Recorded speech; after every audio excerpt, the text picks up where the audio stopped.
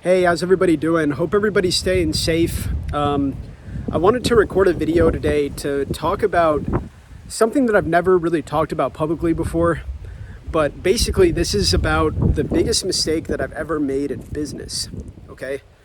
So I've never talked about this before just because it's sort of a long story, and I've never really typed it all out in the Facebook group or anything like that, but somebody was asking what the biggest mistake that we made in business was and what we learned from it. So here you go, guys. I'll tell you the story. So back in 2016 was basically right after our first year of success in the internet marketing space. We had really been struggling from all the way from 2012 to 2015. And basically in 2015, we really started to have some initial success. We did about $3 million, not 30, 3 million in business revenue. And about 600,000 of that was profit that Peter and I ended up splitting. So Peter and I ended up both making about $300,000 that year. And, the result of that was that we now, for the first time in our lives, had some disposable income. Okay. But back in 2016, I knew, some things that I was learning to make money with affiliate marketing, but I really didn't understand how to make money or how to keep money, or how to use money wisely, right? So what happened in 2016 was I basically got conned by somebody. So in 2016, I had this friend from high school he was actually my best friend from high school, and essentially he was somebody that was very, very smart, and he always had a lot of creative ideas. And I never really saw him a lot because we lived, in different parts of the country, but we would talk all the time on the phone. And for years, he had basically been telling me about a software company that he had started. And, he had basically told me that he had people from, Google that were investing in his company. And, basically it was just a seed. It was just an idea. I don't know really what it was. It was just a bunch of BS because this entire time, over the course of this several years, while my friend was telling me all this, it was actually just all made up. So, he had basically been telling me for several years about this business before I even had any money to my name. And the business just didn't exist. It was just completely, I got stepped on something here. It was completely made up, okay? So being really foolish and inexperienced with money and having just made money, basically he asked me to invest in his company. And he said that he was looking at getting, some massive deals in place with Google that was about to, drive all this revenue and or whatever. And basically it was just all completely fake. And because he had been my friend, my best friend from high school, somebody that I had talked to on a weekly basis for 5 or 6 years, and somebody that whenever I would come home to visit my parents, he would be sitting at the dinner table with my family. And basically this person ended up just being a pathological liar, right? So being young and naive, I decided to invest $75,000 into this venture at the time that, unbeknownst to me, didn't exist. And, essentially after I gave him this money, the guy just disappeared off the face of the earth and just sort of tried to hide for a bit. And, I think he left the country and his parents didn't really know where he was. And I think he, eventually just kind of ended up blowing all the money and stuff. And obviously I was really upset about this. And, basically this was one of the biggest mistakes that I ever made, was basically trusting the wrong person. And I've heard other people say that this was their biggest mistake too. And, in hindsight, the $75,000, it was honestly more of a blessing than a curse, because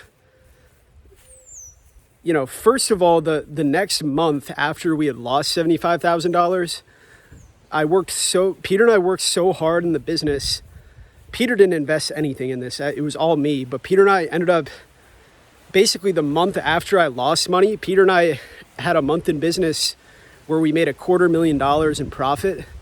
And I think a lot of that was attributed towards just like a different mindset shift that I had of just like losing all my money and now needing to make it back. We ended up making back that $75,000 in almost just like a week. Like, it was pretty crazy. But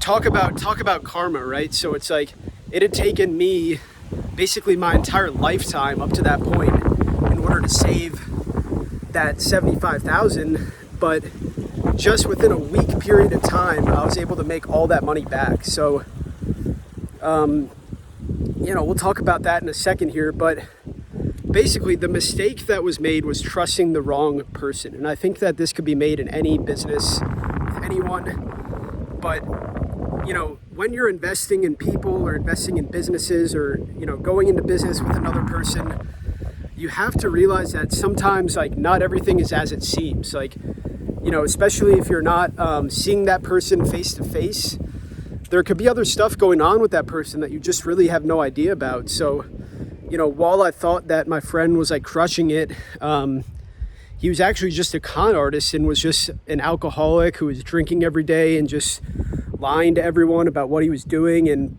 honestly had sort of like a personality disorder. And I think he ended up going to like a psychiatric hospital at some point. I don't know, the guy's just a freaking mess now. But on paper, he looked like somebody that could potentially be at least like on my level where I'm at now, just somebody who's performing at a very high level.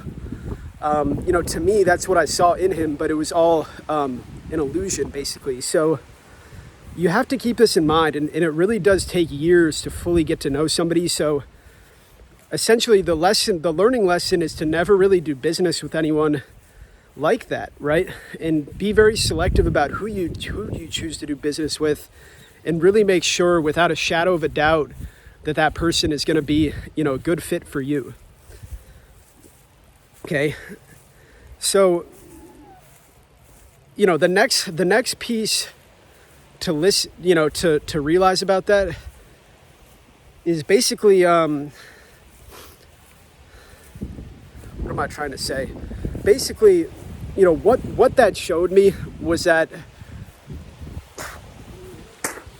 from me being able to just go make like $250,000 the next month after just being like so scammed and just so screwed over, like it just really shows like the power of just like your mindset, right? Because I was so angry and I was so motivated to, succeed after that happened, that basically like I just started performing like a banshee, just like shortcuts, were being taken that, were good and just producing revenue like very, very quickly versus whatever we were doing before was just like too slow or wasn't bringing in enough revenue. And, essentially, guys, like what I'm trying to say here is that everybody has an identity, right? And when I had the $75,000, my identity was, I'm somebody that has 75,000, I'm somebody that's making good money. Like I'm somebody that has, money in their savings account. And when that was taken away from me, basically this new image of being somebody that had been ripped off, who had been conned, who now has no money, who now is broke, it actually just really didn't align with my personal identity for myself. So I knew that deep down in my heart, I wasn't worth nothing and I wasn't a fool and I didn't deserve to have no money. And I knew that that wasn't my true identity. So very, very quickly, I started to get back to what I thought at the time was my identity of having, the 75,000 in the bank and whatever. And it happened very, very quickly. Like within literally just 1 month of business, that money was back in my account. So this could be true for anyone. Like you've seen people that have lost just millions of dollars, if not billions of dollars. Like Donald Trump has gone bankrupt and like lost billions of dollars but also has bounced back and made billions of dollars within just as quick time frame. So what that tells me is that basically the value that we assign ourselves really just starts within your own head. And if you think that you're only worth the 75,000 or whatever, then that's probably all you're really going to be worth. But if you know deep down that you're somebody who is deserving to be a multimillionaire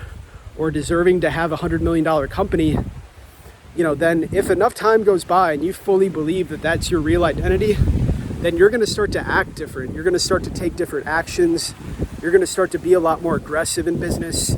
You're going to start to look at opportunities that could bring in more money versus things that are, smaller opportunities. Okay.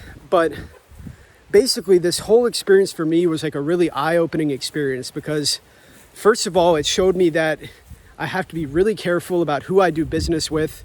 And second of all, it opened up my eyes to this idea of, the mindset behind making money. Like, it's not like a whole lot really changed in business from the months prior. Like, I still had the same set of opportunities in front of me, but basically the way that I took action on them and the way that we executed business after that event was dramatically different than the way that we were executing before. So for me, it took like a dramatic problem. Like I basically had to go lose all of my money in order to have this breakthrough, but it doesn't have to be like that. So just start to reshape your identity. There's a saying that says, if what the human mind can imagine, it can achieve. And it's really true. I mean, I'm not a materialistic person, but, I've had like dreams and visions of like what I want my life to look like what I want my real identity to look like in 5 years from now. What kind of house would I be living in? What kind of car would I be driving? Who would be in my, circle of influence? You can start to shape an identity in your own head and you can start to work towards that because it's really true that whatever the human mind can believe, then it can achieve, right? So take some learning lessons from this, guys. The next learning lesson is obviously just to not invest a lot of money in speculative stuff that you can't control. So the thing that I invested in ended up being so speculative that it didn't even exist. So that was obviously a mistake. But now, whenever I'm allocating capital, it has to be in an area where I feel like I have an edge. So investing in some random startup idea that, it's just your friend from high school or whatever, not a good idea. But investing in a business where all the ins and outs of that business, exactly how the money is generated, exactly what all the risks are, and you have the skills to execute, like that's a serious edge. So that's why we ended up moving a lot of our money into our business. That's why we've invested so heavily just into our own affiliate marketing business and not, buying the stocks or whatever. Outside of the business, the only other investments that I have right now are just like a couple small single-digit percentages in cryptocurrency. But, I see that as still like a speculative investment. It's not really like my money maker. It's not my income. But, don't invest in things that you don't understand. Don't invest in things that you don't have any control over. And don't invest in people that, are just like liars and psychopaths. I mean, it's hard to find and usually it takes years to fully uncover. But anyways, guys, I've learned so much. Peter and I now have done, 8 figures in revenue. We've advanced a lot more in business. And I want to help you guys basically avoid some of the mistakes that I've made. Some of them maybe you can avoid. Some of them maybe you have to learn for yourself. But at least I can maybe help shape your mind before that happens. So anyways, guys, hope that this is helpful, and I'll see you in the next video.